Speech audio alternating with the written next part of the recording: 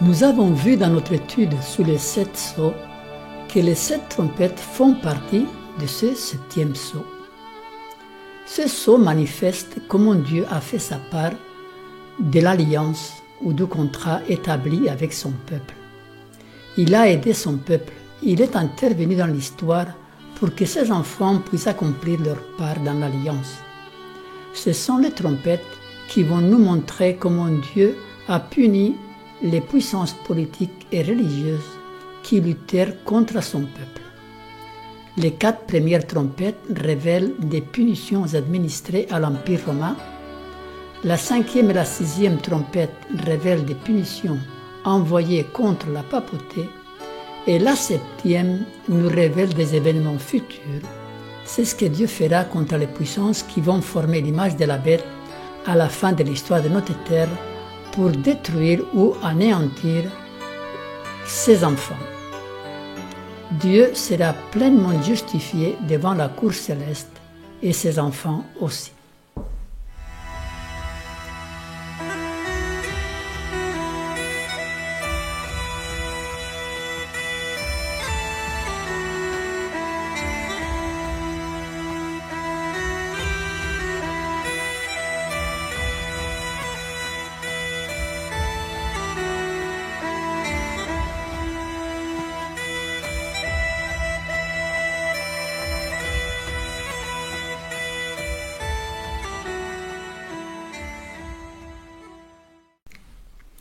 Les 7 trompettes de l'Apocalypse. Les images utilisées dans les trompettes étaient utilisées symboliquement et aussi parfois littéralement pour décrire des jugements qui tombaient sur le peuple. Certains sont symboliques, d'autres littéraux. Voyons des exemples des jugements symboliques. Ésaïe 28, verset 2. « Voici venir de la part du Seigneur un homme fort et puissant, comme un orage de grêle, un ouragan destructeur, comme une tempête qui précipite des torrents d'eau. Il l'a fait tomber en terre avec violence. Et l'Éternel fera retentir sa voix majestueuse. Il montrera son bras prêt à frapper. Dans l'ardeur de sa colère, au milieu de la flamme d'un feu dévorant, de l'inondation de la tempête et des pierres de grêle. À la voix de l'Éternel, l'Assyrien tremblera. L'Éternel le frappera de sa verge. » Maintenant, voyons des images littérales. Exode 9 et 10, qui racontent les 10 plaies envoyées contre l'Égypte, étaient vraiment des plaies littérales. Le psaume 18, 13 nous dit « L'Éternel tonna dans les cieux. Le Très-Haut fit retentir sa voix avec la grêle et les charbons des feux. » Voyons les 4 premières trompettes. Les 4 premières trompettes firent tomber l'Empire romain d'Occident. Les images utilisées doivent nous permettre de reconnaître des événements historiques concrets qui eurent lieu et qui souvent furent décrits par des historiens en employant des expressions similaires à celles qui nous sont données dans le récit biblique. Les trompettes étaient utilisées dans l'Antiquité en Israël pour appeler le peuple à des grands événements, des grandes fêtes ou la guerre. On pourrait voir dans ces trompettes les armées du Seigneur qui viennent au secours de son peuple. L'Empire romain opprima et persécuta le peuple de Dieu, et Dieu ne fut pas indifférent. La première trompette, lisons. Le premier sonna de la trompette, il y eut de la grêle et du feu mêlés de sang qui furent jetés sur la terre, et le tiers de la terre fut brûlé, et le tiers des arbres fut brûlé, et toute herbe verte fut brûlée. Historiquement parlant, ce furent les invasions des Visigoths avec leurs dirigeants Alaric. Les Visigoths, en provenance des pays froids du Nord, sont représentés comme la grêle. Une partie de la ville de Rome fut incendiée. Il nous est dit une 3e partie des arbres fut brûlée. L'Empire romain s'est trouvé divisé en 3 capitales, Rome, Constantinople et Ravenne. Un tiers seulement, c'est-à-dire Rome, tomba sous l'épée d'Alaric. L'herbe verte représente les gens. Quand Alaric attendait la reddition de Rome, beaucoup de gens se réunirent à l'intérieur de la ville pour lui faire peur Alaric répondit, « Plus l'herbe est épaisse, plus elle est facile à faucher. » Accomplissant ainsi la prédiction du livre prophétique de l'Apocalypse. Deuxième trompette. Le second ange sonna de la trompette, et quelque chose comme une grande montagne embrasée par le feu fut jetée dans la mer, et le tiers de la mer devint du sang. Et le tiers des créatures qui étaient dans la mer et qui avaient vie mourut, et le tiers des navires périt. Ce fut l'œuvre des Vandales et de leur roi Genséric. Il était appelé le terrible roi de la mer, terreur des îles et des navigateurs.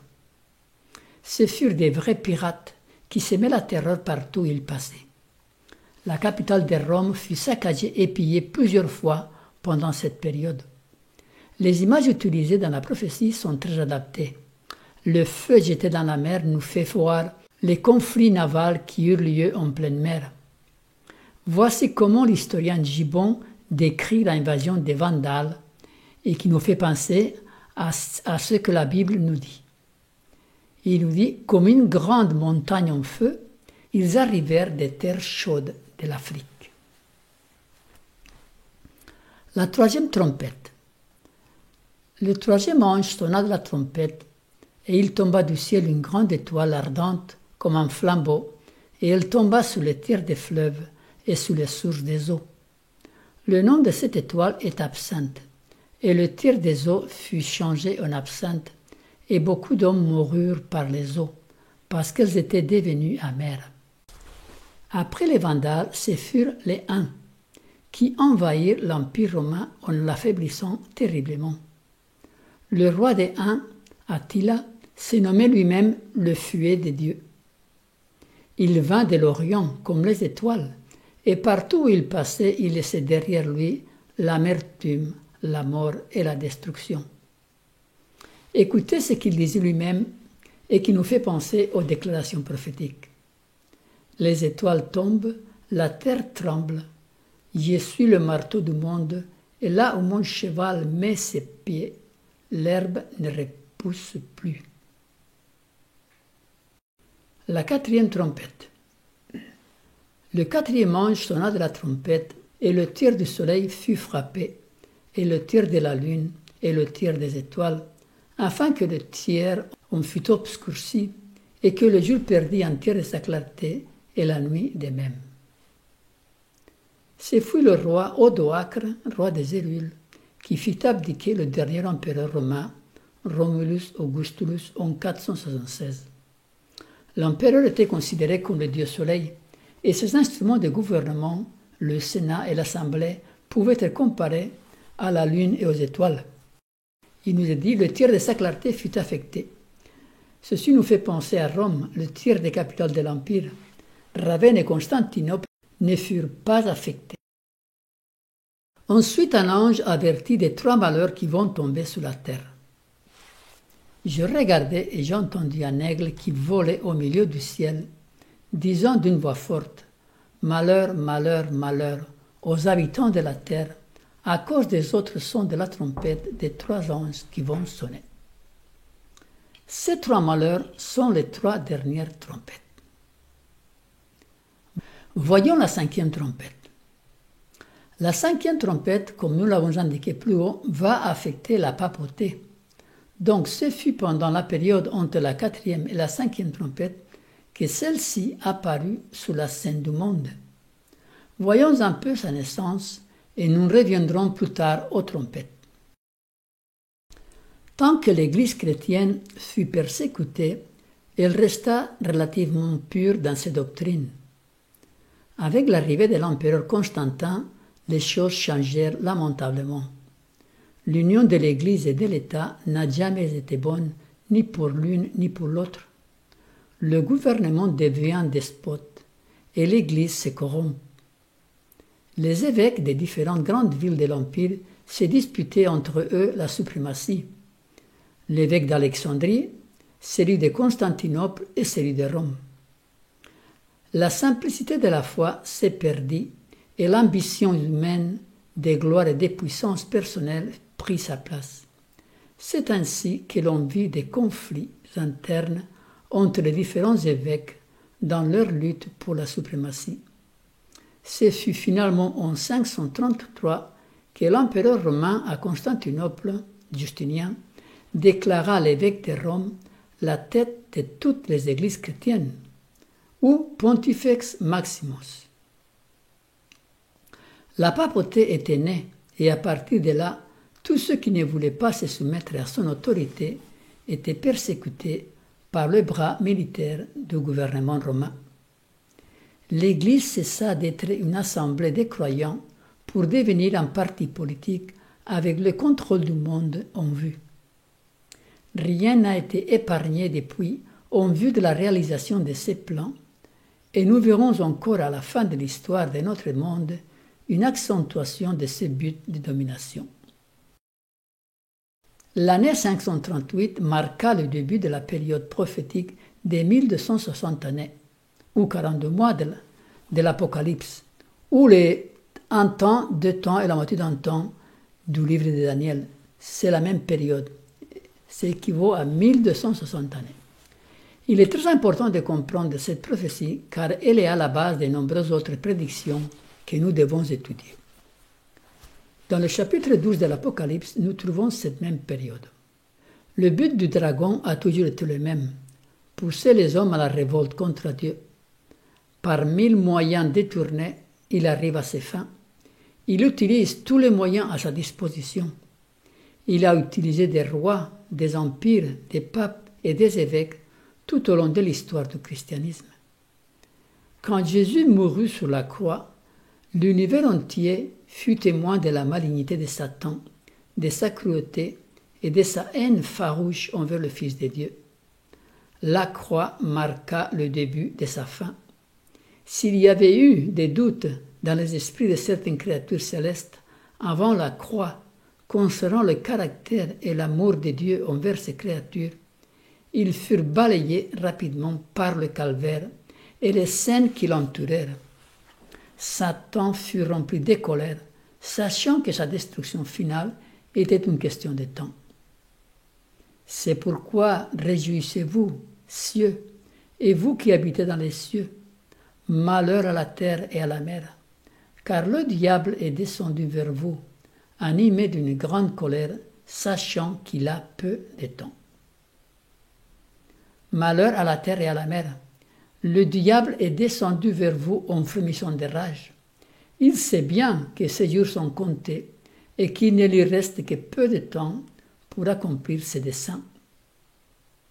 Satan donc pervertit l'Église chrétienne et il en fit un moyen de persécution et d'extermination des chrétiens sans précédent.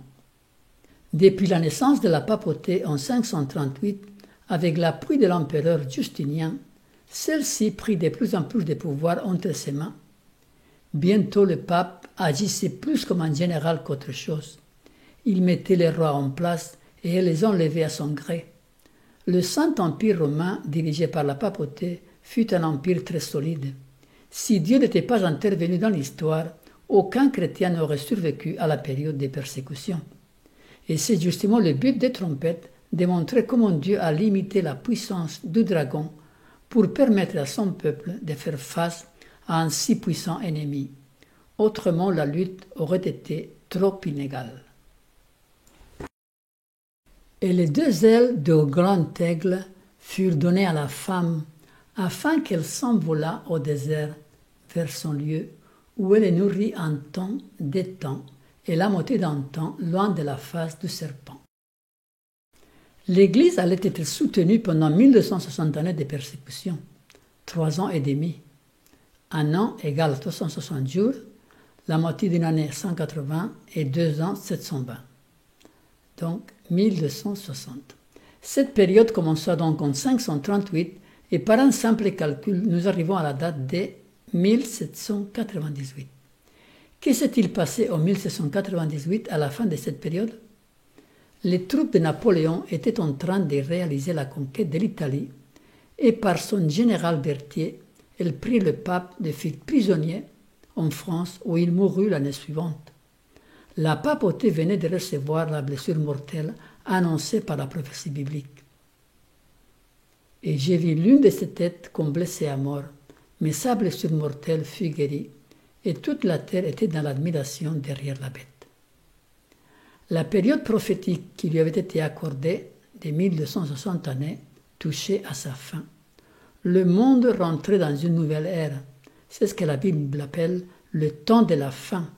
Date très importante aussi à retenir si l'on veut comprendre les prophéties du livre de Daniel.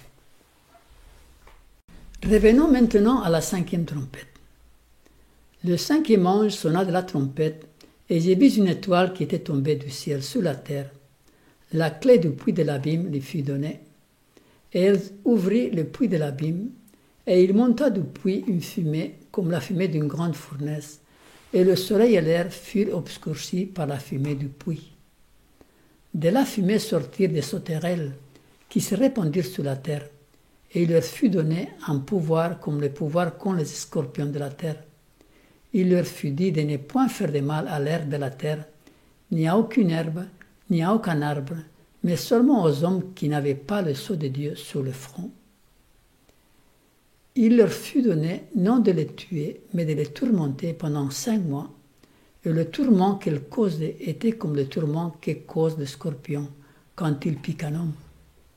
En ce jour-là, les hommes chercheront la mort, et ils ne la trouveront pas. Ils désireront mourir, et la mort fuira loin d'eux. Ces sauterelles ressemblaient à des chevaux préparés pour le combat. Il y avait sur leur tête comme des couronnes semblables à de l'or, et leurs visages étaient comme des visages d'hommes. Elles avaient des cheveux comme des cheveux de femmes, et leurs dents étaient comme des dents de lion. Elles avaient des cuirasses comme des cuirasses de fer, et le bruit de leurs ailes était comme un bruit de chars à plusieurs chevaux qui courent au combat. Elles avaient des queues semblables à des scorpions et des aiguillons, et c'est dans leur queue qu'était le pouvoir de faire du mal aux hommes pendant 5 mois. Elles avaient sur elles comme roi l'ange de l'abîme, nommé en hébreu Abaddon et en grec Apollyon. Ces versets décrivent les invasions musulmanes qui furent un frein pour le désir de conquête de la papauté. Dieu utilisa les musulmans pour punir ceux qui n'avaient pas le sceau de Dieu sous leur front. Les images utilisées dans la 5e trompette sont très représentatives de l'œuvre des musulmans sarrasins. Une période de 5 mois leur fut accordée. Et il leur fut donné non de les tuer, mais de les tourmenter pendant 5 mois. 5 mois, 5 fois 30 égale à 150. De 612, qui a été la première prédication de Mahomet, jusqu'à 762, date où a été fondée la ville de Bagdad. Après cette époque, les musulmans n'eurent plus une politique expansionniste, mais se contentèrent de garder leurs limites territoriales. Les invasions musulmanes empêchèrent la papauté de réaliser l'unité politique de l'ancien empire romain. Avant la 6e trompette, l'ange avertit le monde de ces nouveaux malheurs. Le premier malheur est passé, voici il vient encore 2 malheurs après cela. Les invasions musulmanes ont été un grand malheur pour le monde chrétien. Nous examinerons de près cet aspect des trompettes dans notre prochaine étude sur les 3 derniers malheurs. La 6e trompette. La 6e trompette est similaire à la précédente, mais il ne s'agit plus des musulmans sarrasins, mais des Ottomans. Le 6e ange sonna de la trompette, et j'ai entendu une voix venant des 4 corps de l'autel d'or qui est devant Dieu, et disant au 6e ange qui avait la trompette, « Délie les 4 anges qui sont liés sur les grands fleuves d'Euphrate. » Et les 4 anges qui étaient prêts pour l'heure, le jour, le mois et l'année furent déliés afin qu'ils tuassent les tiers des hommes. Le nombre des cavaliers de l'armée était de 2 myriades de myriades, et j'ai entendu le nombre. Et ainsi j'ai vu les chevaux dans la vision, et ceux qui les montaient, ayant des cuirasses couleur de feu, d'hyacinthe et de soufre. Les têtes des chevaux étaient comme des têtes de lions, et de leur bouche y sortait du feu, de la fumée et du soufre. Le tiers des hommes fut tué par ces 3 fléaux, par le feu, par la fumée et par le soufre, qui sortaient de leur bouche. car le pouvoir des chevaux était dans leur bouche et dans leur queue. Leur queue était semblable à des serpents ayant des têtes, et c'est avec elles qu'ils faisaient du mal. Les autres hommes qui ne furent pas tués par ces fléaux ne se repentirent pas des œuvres de leurs mains, de manière à ne point adorer des démons et les idoles d'or, d'argent, d'airain, des pierres et des bois, qui ne peuvent ni voir, ni entendre, ni marcher. Et ils ne se repentirent pas de leurs meurtres, ni de leurs enchantements, ni de leur impudicité, ni de leur vol. Une période fut aussi accordée à cette puissance politique. Verset 15. Pour l'heure, le jour, le mois et l'année, afin de tuer la troisième partie des hommes. Cette période débuta en 1453 avec la prise de Constantinople par les Ottomans et elle finit en 1840 avec le début d'un long processus qui aboutit à la désintégration de cet empire, exactement comme la prophétie biblique l'avait annoncé 19 siècles à l'avance.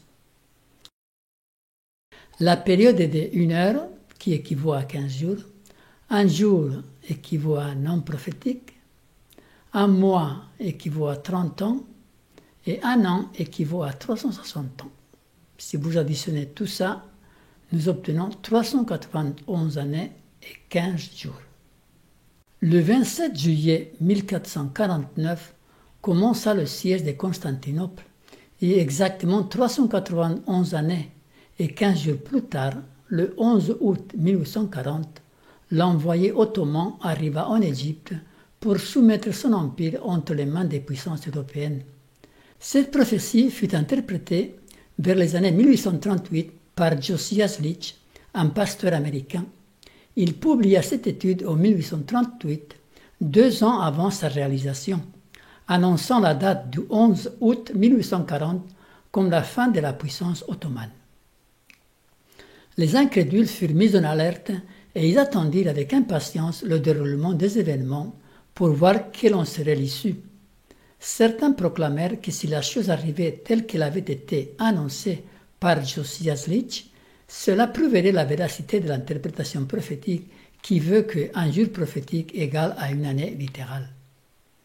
Quand la date arriva, l'ambassadeur ottoman s'est rendu en Égypte pour présenter au pacha d'Égypte l'ultimatum qui réglerait leurs conflits mutuels. Les puissances européennes avaient pris les choses en main. Le sultan ottoman avait abdiqué sous la pression des puissances étrangères. Sa liberté était révolue. C'était exactement le 11 août 1840.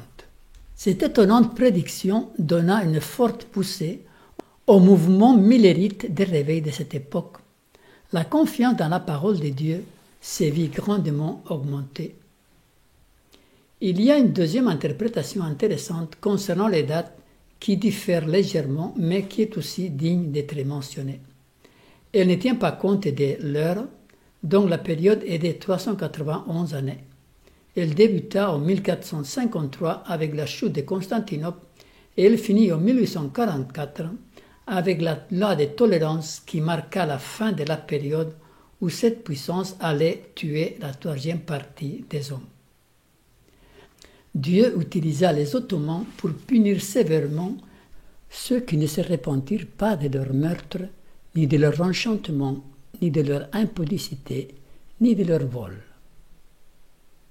Les conséquences des invasions ottomanes furent également désastreuses pour la papauté. Elles empêchèrent la réconciliation de l'Empire romain. Elles favorisèrent la réforme du VIe siècle.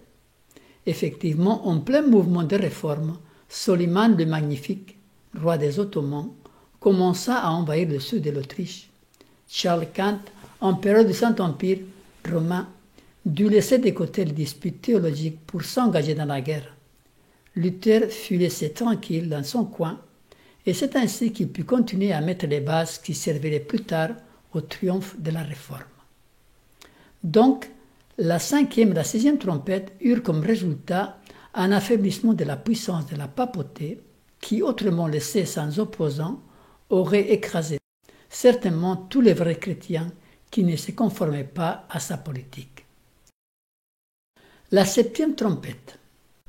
La 7e trompette est annoncée aussi comme le 3e malheur. Le second malheur est passé, voici le troisième malheur vient bientôt. La période correspondant à la septième trompette débuta au temps de la fin, c'est-à-dire en 1844. Mais en tant que trompette, elle aura un rôle très important avec la période de la marque de la bête et durera jusqu'à la fin. Le septième ange sonna de la trompette et il y eut dans le ciel de fortes voix qui disaient « Le royaume du monde est remis à notre Seigneur et à son Christ, et il régnera au siècle des siècles. » Et les 24 vieillards qui étaient assis devant Dieu sur leur trône se prosternèrent sur leur face et ils adorèrent Dieu en disant « Nous te rendons grâce, Seigneur Dieu Tout-Puissant, qui est et qui était, de ce que tu as saisi ta grande puissance et pris possession de ton règne. Les nations se sont irritées, et la colère est venue, et le temps est venu de juger les morts, de récompenser tes serviteurs, les prophètes, les saints et ceux qui craignent ton nom, les petits et les grands, et de détruire ceux qui détruisent la terre. » Et le temple de Dieu dans le ciel fut ouvert, et l'arche de son alliance apparut dans son temple. Il y eut des éclairs, des voix, des tonnerres, un tremblement de terre et une forte grêle. Si nous plaçons chronologiquement ces versets, il faudrait commencer par le verset 19, où il nous dit que le temple du ciel fut ouvert. Ceci montre le début du jugement préliminaire qui eut lieu en 1844 et que nous sommes en train d'étudier dans toute cette série consacrée à l'Apocalypse. Ensuite, il y aurait le verset 18. Les nations se sont irritées. Ceci fait référence à la marque de la bête. Les nations vont faire la marque de la bête à l'encontre du peuple de Dieu. Ta colère est venue fait référence aux 7 dernières coupes appelées les coupes de la colère divine. Apocalypse 16. Et ensuite, récompenser tes serviteurs les prophètes. Ceux-ci, c'est les 144 000 qui seront scellés pendant cette période. La délivrance des saints aura lieu un peu avant le retour de Jésus lors de la bataille de l'Armageddon. Ensuite, l'expression « détruire ce que détruit la terre », ceci aura lieu lors de la 7e coupe au retour de Jésus. Après, il faudrait placer les versets 15, 16 et 17. C'est la fin du jugement. Jésus prend possession de son royaume. Et tout le monde l'adore. Il nous dit, les vieillards se prosternèrent sous leur face et ils adorèrent Dieu. Pendant cette période, Dieu devra encore punir les ennemis de son peuple, ceux qui feront une marque pour contrôler leur adoration et les empêcher d'adorer Dieu selon leur conscience. Ce sera donc le son de cette dernière trompette qui protégera les 144 000. Pendant ce temps, il y aura la bataille de l'Armageddon, dans laquelle Dieu lui-même s'engagera et qui précédera le retour de Jésus en gloire. C'est donc avec la 7e trompette que le 7e sceau sera pleinement révélé. Le livre sera complètement décelé. Tous les participants au jugement seront convaincus de la justice de Dieu. Toute l'histoire aura été révisée, l'histoire de l'Église et l'histoire de ceux qui hériteront du salut, jusqu'au dernier groupe des vivants sur terre, les 144 000. Les saints seront justifiés aux yeux de tout l'univers. C'est un temps futur encore. Pendant le millénium, le cas des réprouvés seront examinés. D'après ce qui est écrit dans le livre, Satan et tous ceux qui l'ont suivi dans la désobéissance seront éliminés pour toujours. Et le diable qui les séduisait fut jeté dans le temps de feu et de soufre, où sont la bête et le faux prophète, et ils seront tourmentés jour et nuit au siècle des siècles. Et la mort et le séjour de mort furent jetés dans les temps de feu. C'est la seconde mort, les temps de feu. Quiconque ne fut pas trouvé écrit dans le livre des vies fut jeté dans les temps de feu. Le temps de feu détruira le mal de l'univers pour toujours. Ainsi donc finit le récit des trompettes et des sceaux. On pourrait dire que dans un sens, ce sera après le millénium que la session du jugement du chapitre 4 et 5 sera définitivement levée. C'est alors que tous les participants s'engageront dans un hymne de louange extraordinaire. et toutes les créatures qui sont dans le ciel, sous la terre, sur la mer, et tout ce qui se trouve, il les entendit qui disaient, à celui qui est assis sous le trône et à l'agneau, soit la louange, l'honneur, la gloire et la force au siècle des siècles. Et les 4 êtres vivants disaient Amen, et les vieillards se prosternèrent et adorèrent. L'harmonie sera rétablie de nouveau dans tout l'univers. Le mal sera écrasé et éliminé pour toujours. Mais il doit être éliminé d'abord de notre cœur. Et dans cette démarche, Dieu nous laisse libres. Demandez à Dieu de vous aider à chasser le mal et ainsi à être prêt pour le temps du jugement qui est devant nous. Résumons notre étude. Les 7 trompettes font partie du 7e sceau. Elles montrent ce que Dieu fit pour protéger son peuple contre ses oppresseurs, tout en respectant la liberté individuelle de chacun. Les 4 premières trompettes furent dirigées contre l'Empire romain. La 5e et la 6e furent dirigées contre la papauté. La 7e trompette aura un rôle très important avec la période de la marque de la bête. Elle punira ceux qui voudront s'opposer au peuple de Dieu dès la fin et protégera les 144 000. Avec la 7e trompette, la séance du jugement est levée. Tout a été révisé et clarifié devant l'univers. Dieu est exalté et justifié avec des exclamations de reconnaissance et d'admiration de la part de toutes les créatures, devant l'œuvre accomplie de la rédemption.